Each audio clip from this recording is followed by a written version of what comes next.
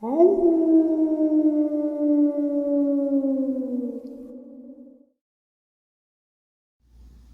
and salutations, everyone. I hope everyone is doing well and welcome to today's upload. Folks, it is Saturday. That only means one thing: Saturday Nightmares live from upstate New York.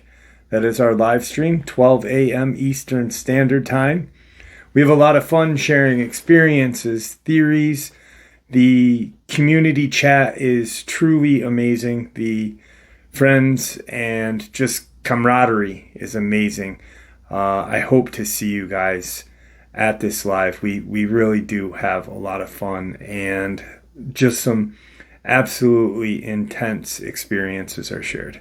Before we get into this upload, though, a couple quick links. As many of you know, I rely on Patreon, PayPal, channel membership, and the merch to help the channel to continue to grow and go. Links to Patreon, PayPal, and channel membership is in the description below. Merch displayed directly under the video. Also, Dogman Frightening Encounters, Volume 1 through 3, the audiobook versions. They were written and researched by Tom Lyons, narrated and produced by me, Jeff Nadolny. Those audiobooks are available on Audible, Amazon, and iTunes, links to which are also in the description as well. And finally, last but definitely not least, if you'd really like to help support this channel to continue to grow and go, simply subscribe. It does not cost a cent. Click that like button, takes half a second. If you don't want to miss out on any of the informative uploads that I put out daily, click the bell icon, and folks, please leave a comment and share the video. Why? Well, because all of these things really do help this channel to continue to grow and go. They definitely do matter and are appreciated. And with that, I have taken far too much of your time. Let's jump in to today's upload, shall we? All right, so if you have been with this channel for 3+ years, you would know that I have a fascination with looking into government cover-up, media-reported government cover-ups, like Dr. Nancy Shaw, Brenda Hamilton, Corey Godsey, Tony Aarons, Amber Miller. I could keep going on and on and on. There was a location in Virginia.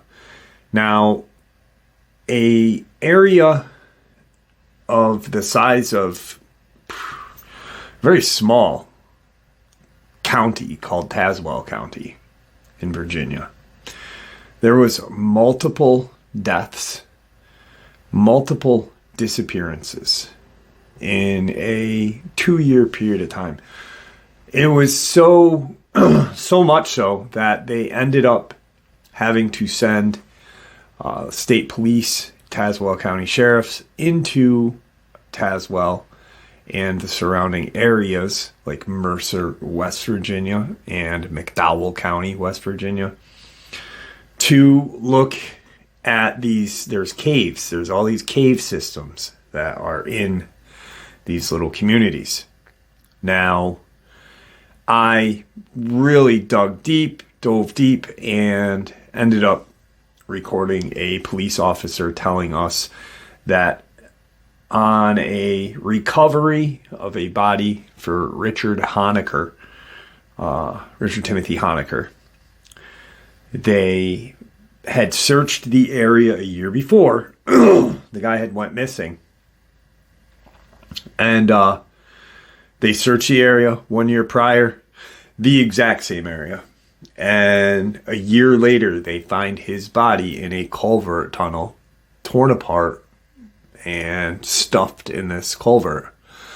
Well, I called the Tazewell County Sheriff's Department, and it was 11 p.m., somewhere around there, maybe a little earlier, 10 p.m., we'll say.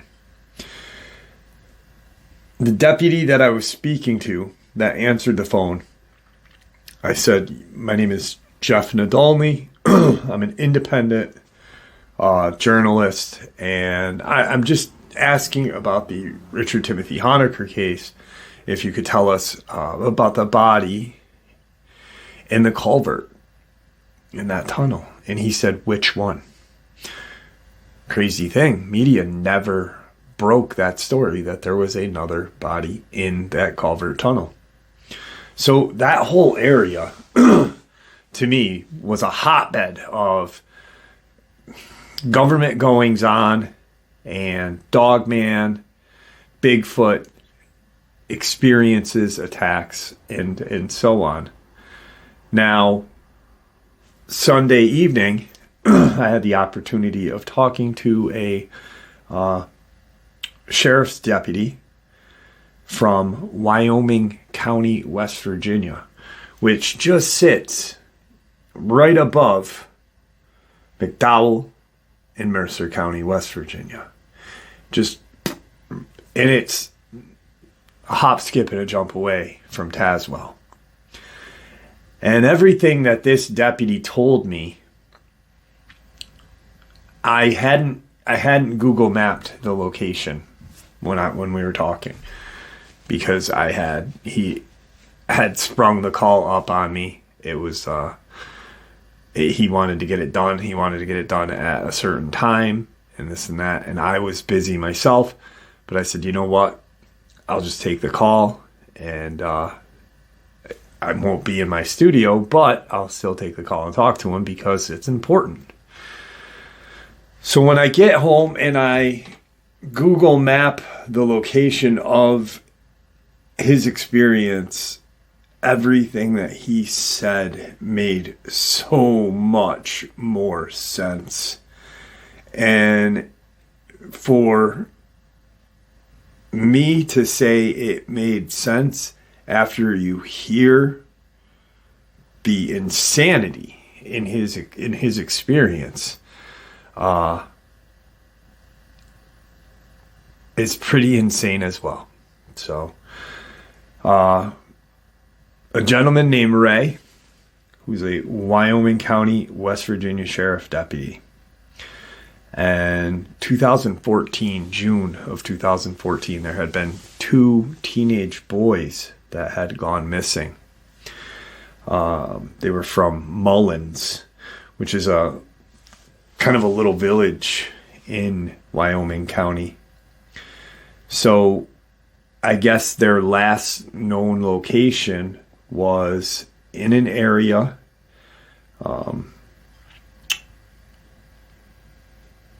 kind of west of Mullins.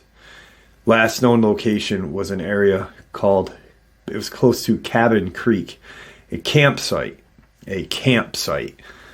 by Cabin Creek, about a mile west of the Red Trail Lookout area. And which Google mapped that, it's a very isolated area. And when I say campsite, it's because there is no campsites out there. This was just their kind of campsite. And the people their parents that they had notified, they vaguely knew. I think one of the dads knew where that campsite was. But they did notify people, being at such a young age. And sometimes kids don't, There's a lot of times kids just think they know better than the adults and just go and do it, and sometimes never come back. So I guess they had been camping up in this region for a couple of days. It's summer, and they are kind of just being teenage boys, just getting away from home.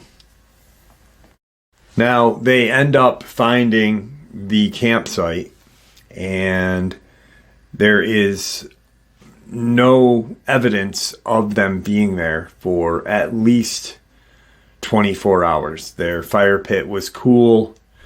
There was just nothing to say, hey, these kids were here in the morning, woke up and went hiking. None of it made any sense. Also, their campsite was untouched, so they had just kind of maybe a day or two been missing. not long enough for any kind of wildlife to invade their campsite and whatnot.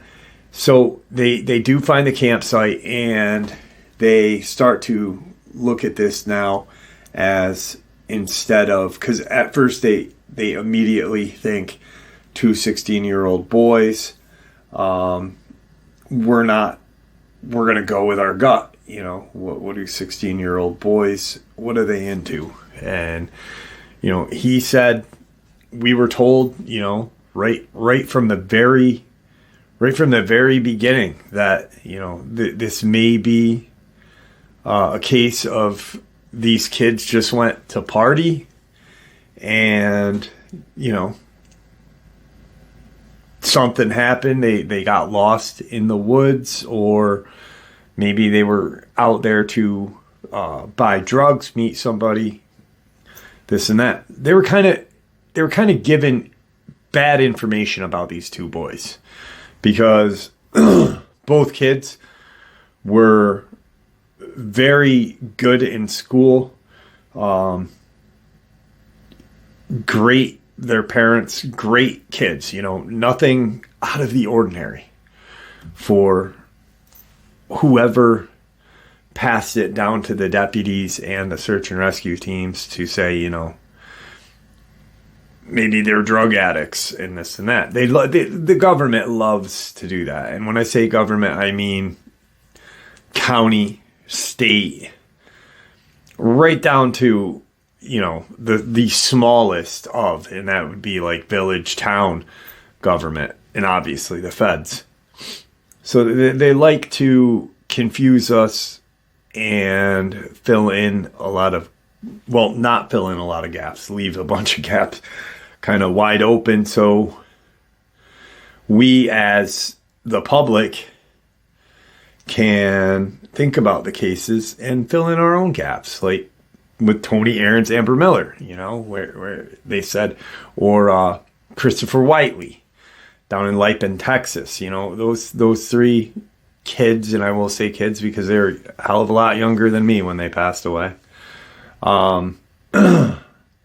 Instead of viewing them as a victim, they just viewed them as in trouble with the law, mental illness, and drug addiction. So that's just what they like to do. So already they had bad intel on these two young boys. So they come to the campsite, and Ray, along with another sheriff's deputy, are kind of walking around, and Ray's dad and his granddad had been, you know, pretty expert like hunting, tracking, and whatnot.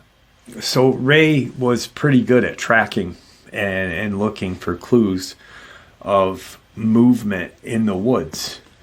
Now, they had kind of walked west away from the campsite, more towards Cabin Creek, and then they proceeded to go a little north. Now, they are in the woods at this point. They're not on a, you know, nature trail or whatever, because Ray had seen something to suggest that they were off the little trail that was in that area. They proceed to walk into the woods, pretty much just blaze their own trail. And what they come across is what appeared to be a kind of ground leveled hatched door in the woods. And around this hatched door was what appeared to be scuff marks and footprints, tracks, just tracks of someone had been there, and fairly recent. So they're both looking at each other, the two deputies, Ray and his fellow deputy, with a bit of confusion because, one, these guys are way deep into the woods, and there's a metal hatch in the woods, which was red flag number one for Ray. His partner, he said my partner was kind of the dimmest bulb in the box. He really couldn't see past, that there's a hatch door under or ground level. Let's open it and see where it goes. He couldn't really think about how unusual this is. There is nobody around. There is no kind of any reason for a hatched door to be there. They opened the hatch and they have their flashlights out. They also have their service pistols out because they don't know what may come up at them. This may be a meth lab as far as they know at that point.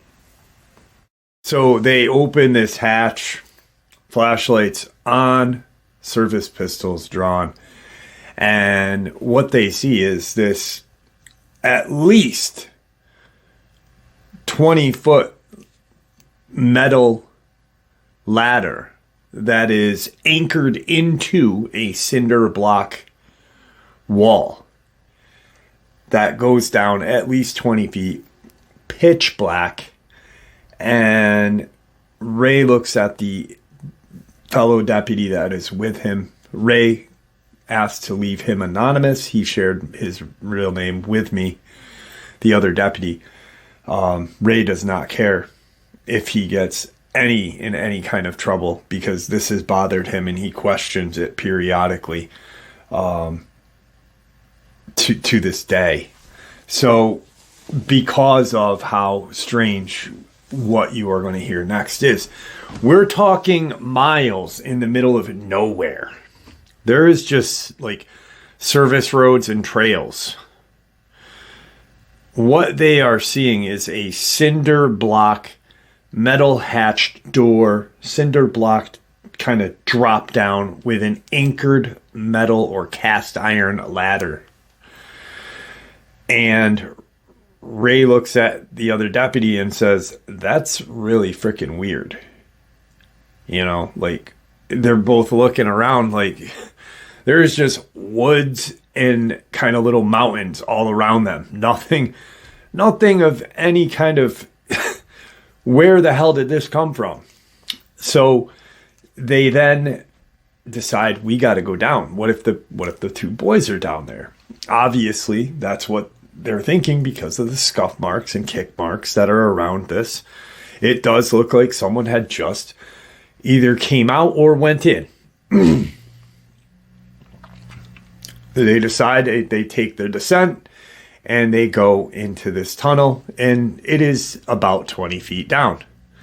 Both are down. They turn their flashlights, and what they see in front of them as they click their lights on, or their lights are already on, as they turn their lights down into the tunnel, is a long, dark tunnel. But this is not natural cave rock. This is not dirt where it was bored. This is an actual cinder block tunnel with a floor, not dirt ceiling. Everything is meticulously made. He said this thing must have cost millions of dollars to create in the middle of nowhere, West Virginia. And that is not me insulting West Virginia, because West Virginia, the people there and the area is absolutely beautiful. I have met so many great people from our country, but from West Virginia, everybody down that way that I've spoken to are just hearts of gold. But what he meant is this is like the most isolated area. For him to be like, where, when did they create this? And why don't we know about it as sheriff deputies? Why aren't we told to patrol this area? This is way beyond meth labs. They're walking down this tunnel, and all they see is darkness, darkness, darkness. And eventually, they start to notice that their flashlight is less needed because for some reason there seems to be more light than before. And Ray stops and he says, "Hey, turn your flashlight off. I'll turn mine off real quick, but have it at the ready. I want to see something."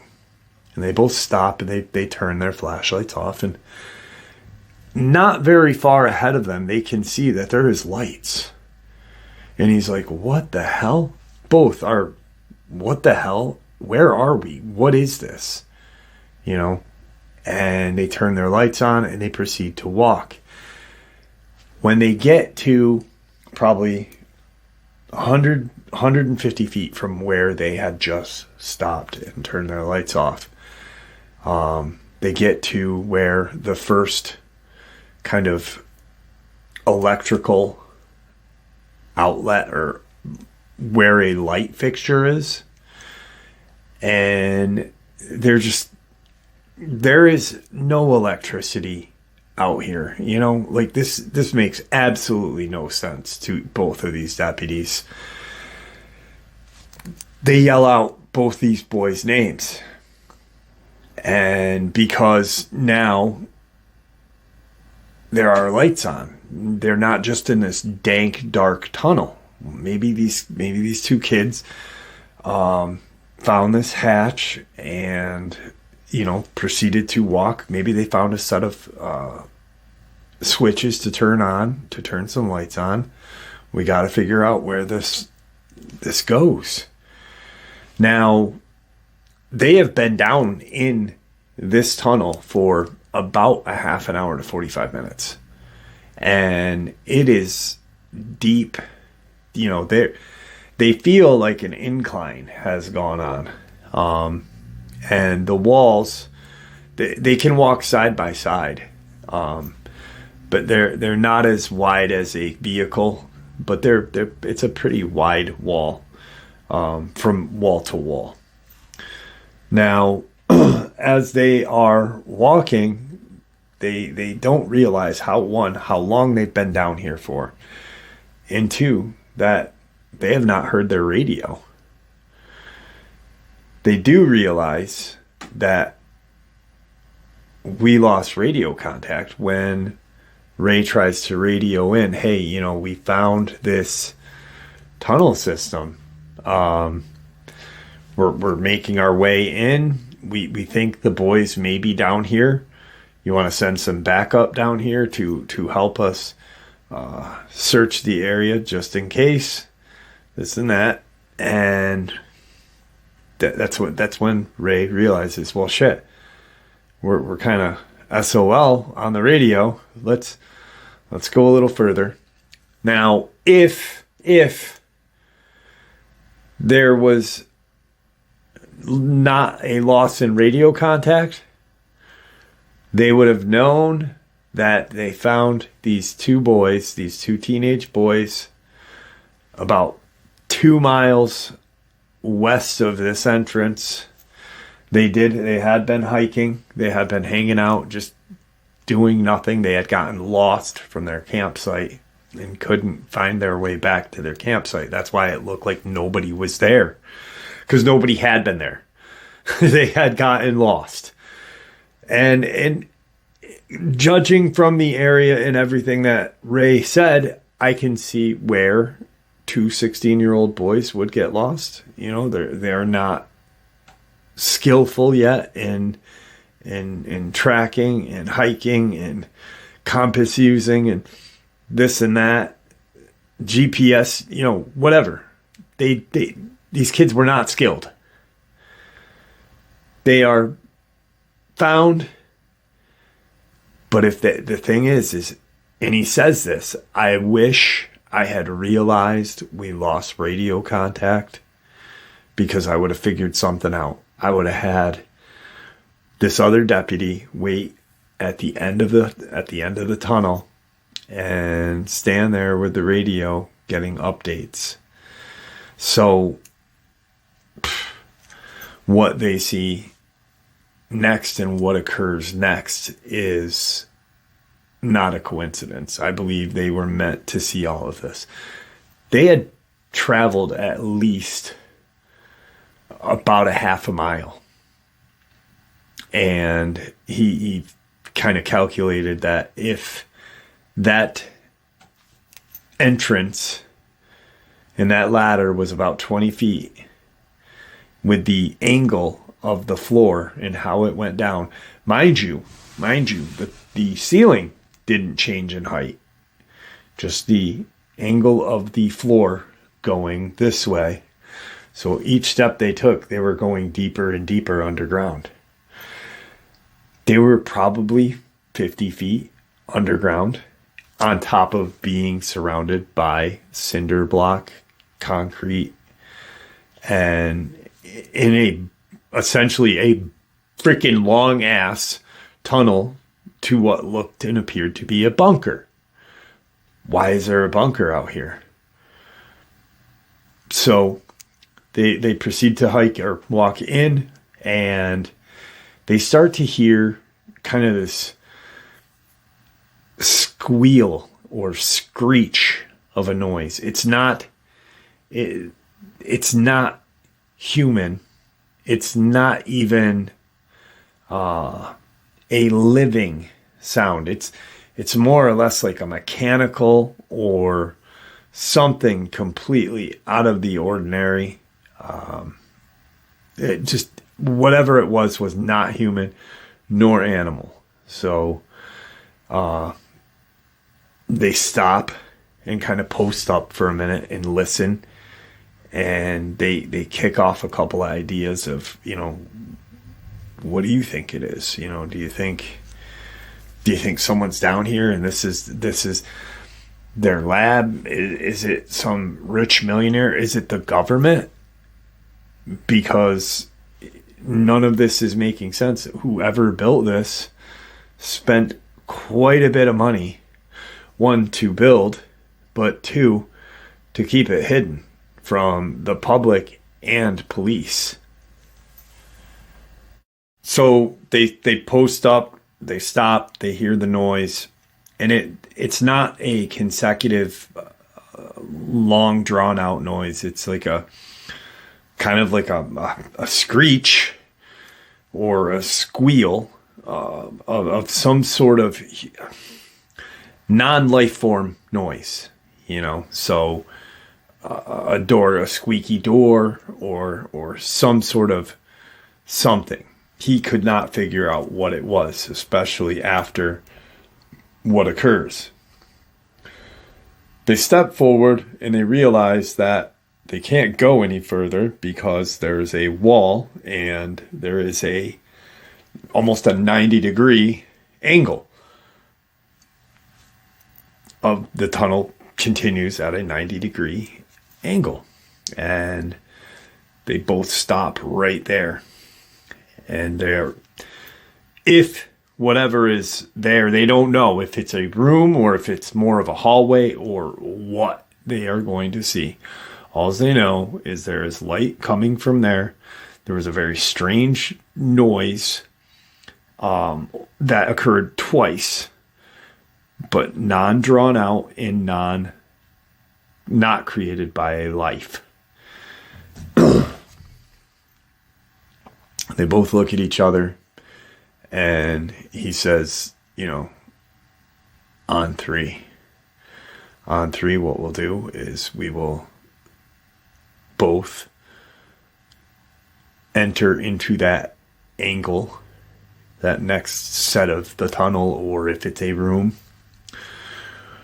We will announce ourselves. We will have our pistols trained on whatever is in front of us. even if it's those two teenage boys. One, we don't know if we have no idea now what is going on. You know, these kids may have firearms if it's them, or if it's a meth lab, but they don't smell the smell of chemicals or anything cooking. He said it didn't smell like a meth lab. He said it didn't smell like a drug den, but it was just so odd at how perfectly everything was made. You know, it was all really measured perfectly, unbelievably, for where it is located, you know. And 1, 2, 3, and they both go around this 90-degree angle. They both announce Wyoming County Sheriff's Department. Their sidearms are drawn, and it's just another piece of the tunnel, another straight tunnel. And they keep walking, and at this point both deputies realize that, hey, we're going at an angle now. You know, it went from like a very tiny slope of an angle to and they just keep going. They're talking quietly. What do you think this is? What's going on? I wish we had backup. I wish we had radio contact. No one knows where we are. They get to the end of this tunnel, which was not as long as the first one. It was well lit. And what they see in front of them is a kind of like a bunkered door that has a latch on it to open the door. It's a big metal, steel door, whatever, in front of them. The hallway finally ends and there's a door. Both of them are like, all right, well, there's a couple options of what's going to be beyond that door. The one I'm hoping for is, hell, it's another small little chamber with a ladder leading up to the surface. Or well, it's going to be what they walked into, which neither one were ready for. He looks at the other deputy and says, all right, I'm going to open the door. When I open the door, you stand right here and you yell at your most commanding voice, your most authoritative voice, Wyoming County Sheriff's Department. And I'll pull the door open and I will join you like 2-3 seconds later. You know, we're side by side on this. He opens the door and it is heavy, and he hears that screech noise, and he realizes both. They look at each other as he's opening this door, and it's heavier than he thought it was, so it took longer for him to open it. As he does, the other deputy is right on point, just perfect how everything was supposed to go down. You know, Wyoming County Sheriff's Department, no one move. You know, we're looking for and conducting an investigation. What is this? He opens it and realizes it's heavier. The deputy's in. He's now about 10 seconds behind him because of the weight of the door, and he was more or less worried he couldn't open it the whole way to have it rest against the wall. But being a heavy door and at an angle, that it's going to slam shut on both of them. So he does. He pushes it open and joins. When he joins, he does the same verbal command. Wyoming County Sheriff's Department. Nobody move. And what they are faced with is something that will haunt him for the rest of his life. They both make entrance. Him a couple of seconds behind, max 10 seconds behind. And what they are faced with will haunt him for the rest of his life. He does believe he will never forget what he saw. What he sees, at first he thought, was some sort of alien-like creature, because standing in front of him were two. They were at least 9 feet, no taller than 9 feet, but no shorter than 8. These things were just very tall, jet black. They had what appeared to be no clothing, because he could make out scales, but they were black, kind of reptilian-like creatures. They both had tails that were on the ground. They had, they were humanoid. They were fully 100% humanoid, minus the tail. They were very skinny, but not narrow. Not monstrous in girth, muscle-wise, or whatever. They were just very slender build, and somewhere between 8 and 9 feet. As they open and they are looking at this, what is in front of them, for the maximum time that they spent in this little chamber, they saw that the room was about 50 feet cubed. Like, it was just a good-sized room. And along the walls were what appeared to be cages, with what the ladder was made of, very similar to that material the ladder was made. And like an old school kind of jail, In the middle was a table, not a medical surgical table, but like this kind of laboratory table or large kind of island thing in the middle of this room. One of these creatures is on the opposite side of that one, and the other one that is closest to them. So it appeared to be, as they entered that room, they were working or doing something on that platform, that table, the whatever it was. And they couldn't make out what was there. But it did appear to be some sort of body, and not a human body, an animal-like creation or whatever. And as he's scanning, he sees what appears to be some sort of computer-like device and different kind of entities or creatures in these cages.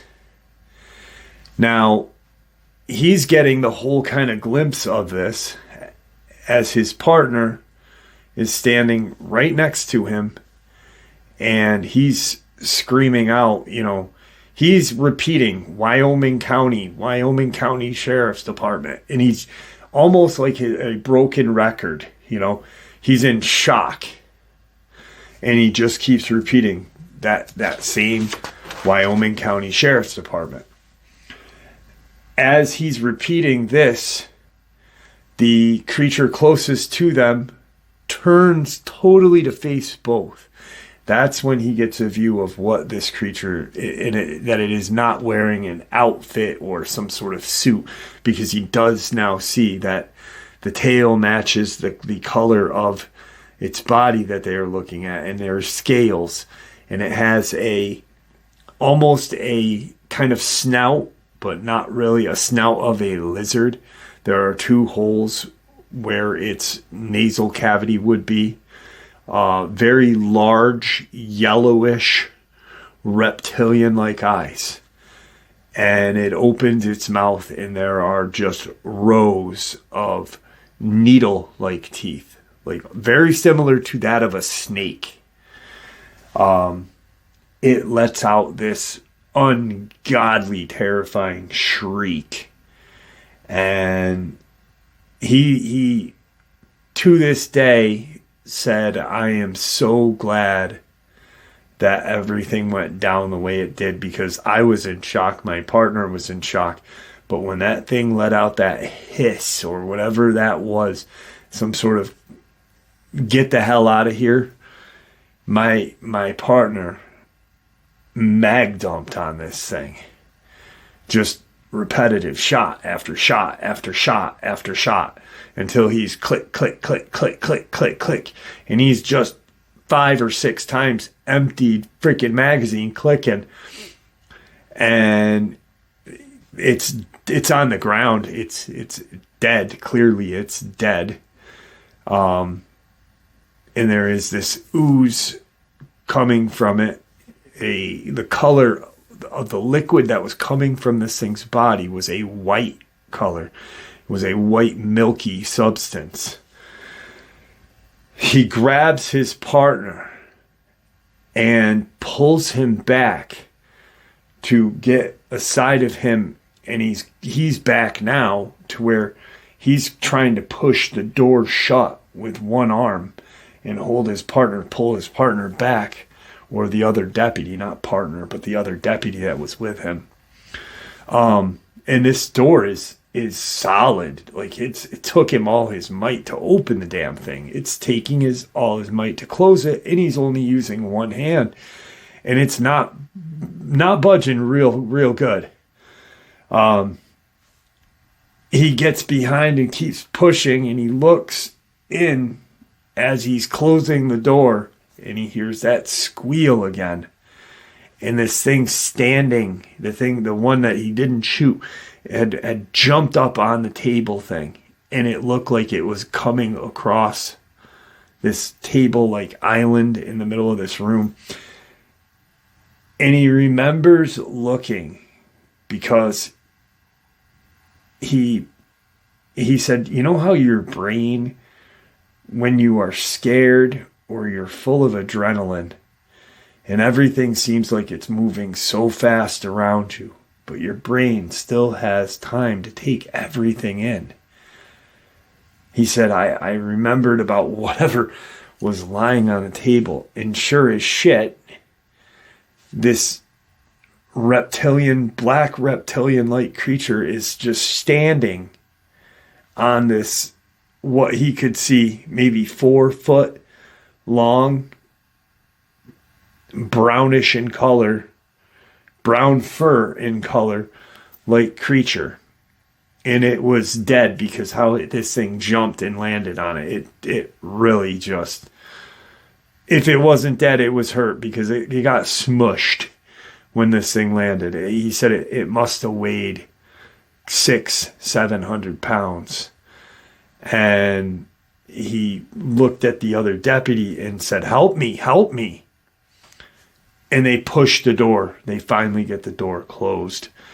And they're looking at each other, and there's no kind of latch to turn or nothing. It's just closed.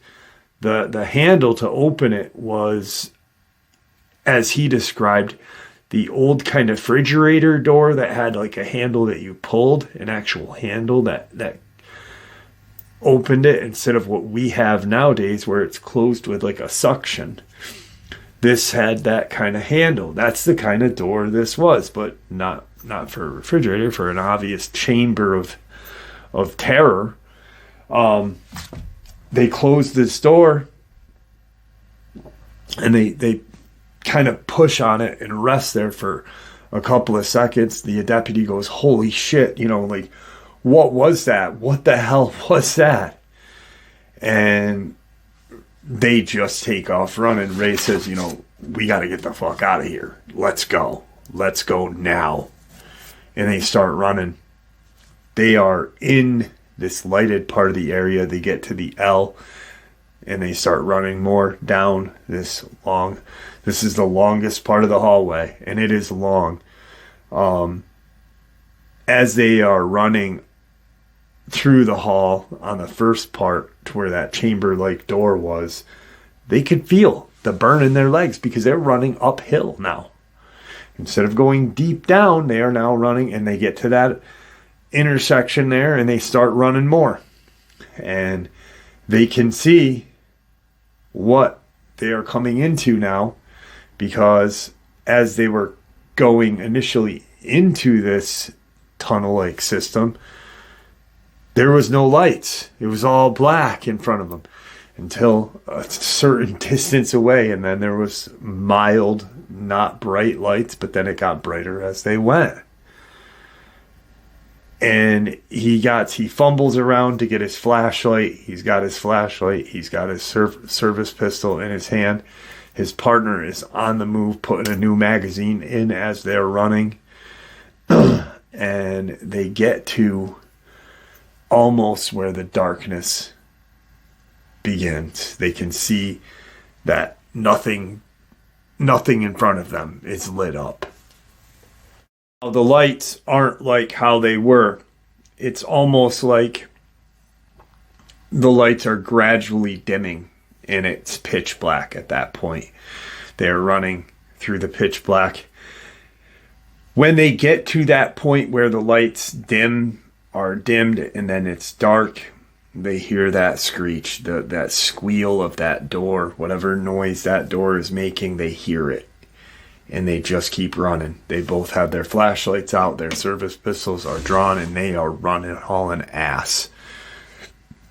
Mind you, from the entrance of that tunnel to where that light, the first set of them seeing light, was almost 15 minutes.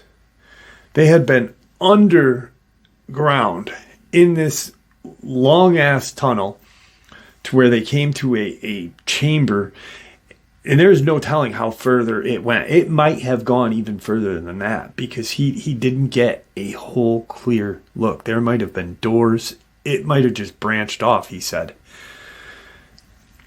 They're running and running and running for their lives because they know that noise that they heard, that one of those creatures is on the hunt for them. They get to where they can almost see the wall ahead of them. They see the ladder. And they keep beating feet. And they hear a noise behind them. Distance, but not too far and not on their heels yet. They both turn and stop because they think that it's this monstrosity that that the other deputy had put down, that it's the other one. And what they see when they turn with their flashlights is something running at them, closing that distance with just the reddest hellfire eyes coming at them. And they can hear the breath, they can hear the breathing, and they hear a growl. They hear growls.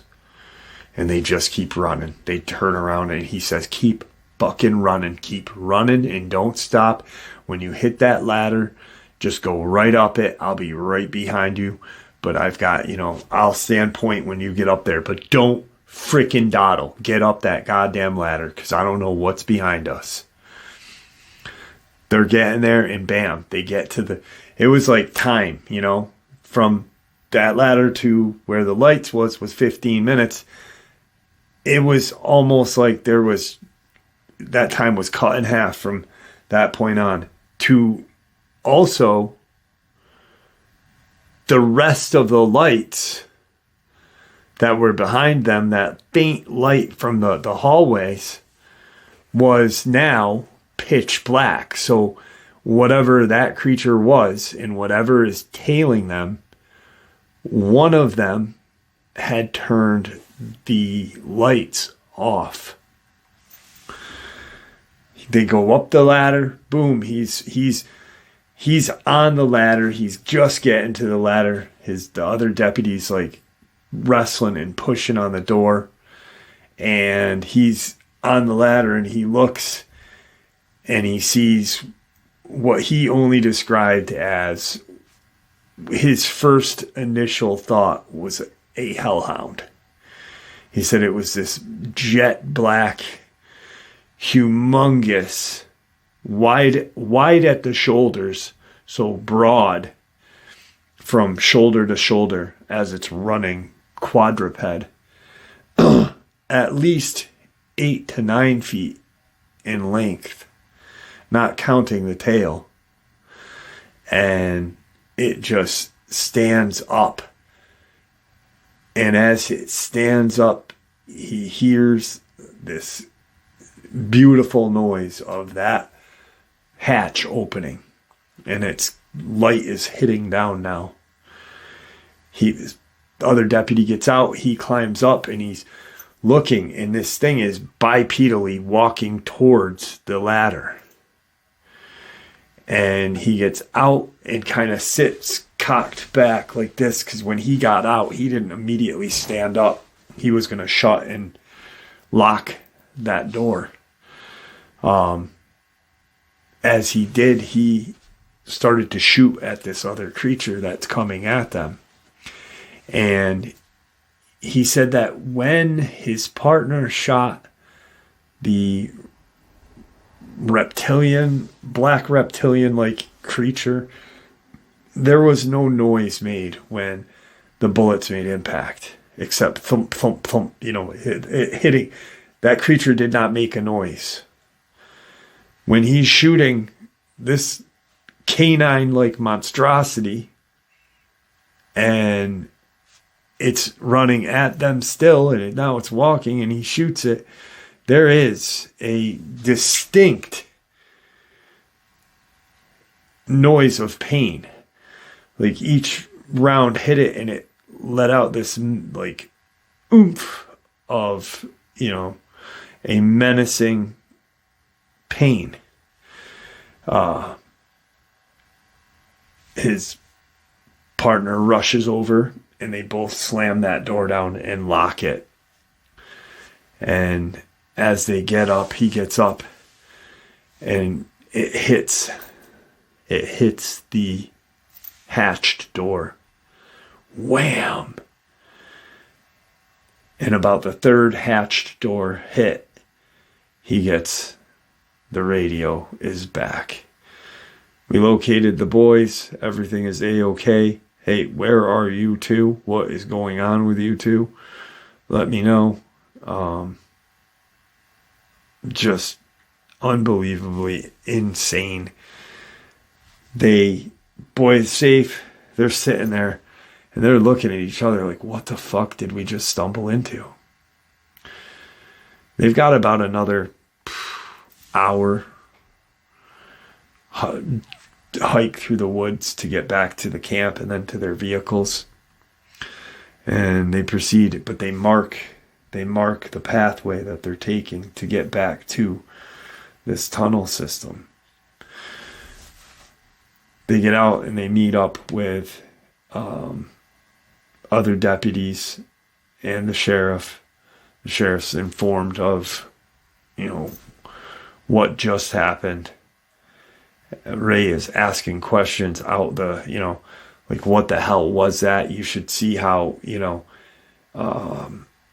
professionally built these cinder block walls and lantern, the lights above them.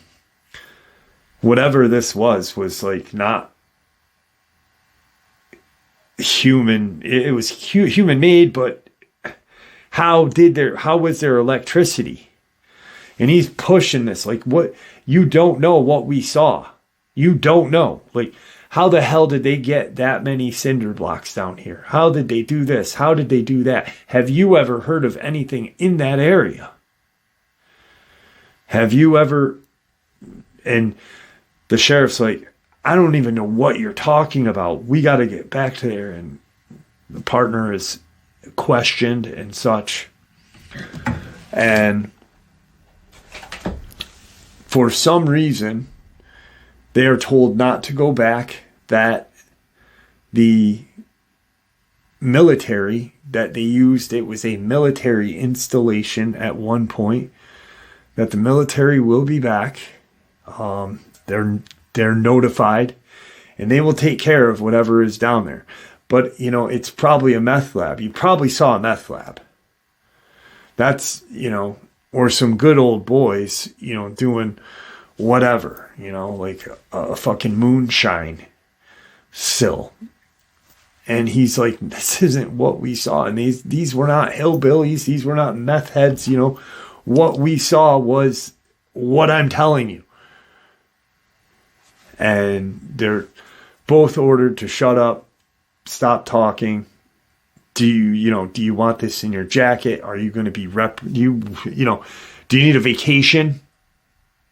It's bad enough that we're putting this in your jacket, that you are, disobeying direct commands and not talking about this until we can figure out what in the heck is going on out there. And he agrees that, whatever. I won't go there on duty. So they kind of let it go. The boys have no idea. Once again, they were just hiking and got lost. They have no idea what was just a couple of, about a mile away from their campsite. On his next day off, he tells his girlfriend where he's going, gives her the coordinates via GPS, because he had pinpointed the area as they got that door closed and locked. So he knew exactly where this was. And he goes back and he's standing there and he tries to budge the thing and it won't move. It won't move at all. And he looks, and where the opening or where the handle for that hatch would be to where you would turn it to open, it was like one full turn and it opened.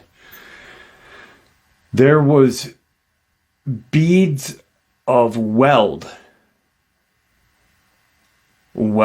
that door shut. And he's like, what the hell is going on here? This is, one, beyond my pay grade. Two, what the hell? Now, he thinks 100% that what happened was the military or whoever, the government, was contacted and came down and did this weld and may have taken care of everything, but he's not sure because he wasn't there. Now, strangely enough, this is the one thing that topped 2014 for him, was a couple of months after all this occurred, that there was a military presence in Wyoming County. Now, supposedly, sometime later in the year, the Army's 101st Airborne Division had got grounded there because of a ice storm. There was not an ice storm in December in West Virginia during that time. It was cold, but there was not an ice storm. And the papers and any kind of media did say that there was an ice storm, but there was not. With 100% his memory, he's like, there was no ice storm. And he said, and I remember when this was made the news, thinking, why the hell is the 101st Airborne Division in Wyoming County? And he said, to probably take care of what is in those fucking woods. And that was his immediate thing. So what was it? I mean, a freak run-in. But here's the thing. We're talking millions of dollars to build such a complex tunnel. This isn't, this is cinder block walls, ceiling, concrete flooring at an angle. You've got cast iron ladders or whatever they were made in, anchored into the walls. Government looking doors that are thick as, just super thick. What was really going on? Who put the welds there? Who funded this? Why weren't we informed that there was some sort of strange kind of labyrinth under Wyoming County, West Virginia? And he said, the one reason I could come up with is because they wanted to keep it hidden from us. And there you have it, folks. I hope you all enjoyed today's upload as much as I enjoyed sharing it with you. I'd like to thank you all for supporting the channel. It is your support, after all, that helps the channel to continue to grow and go, and what gives us all a place and a chance to share our experiences and theories judgment-free. Everyone is simply treated with the respect that we deserve. Please, everyone, stay safe, happy, healthy, and ever vigilant, keeping an eye on our children, pets, family, and our friends. These creatures are real. These events, they've happened. Share this information with those you love and care about, and it may just help save their lives someday. Until next time, never stop asking questions, never stop searching for the truth, and God bless you all.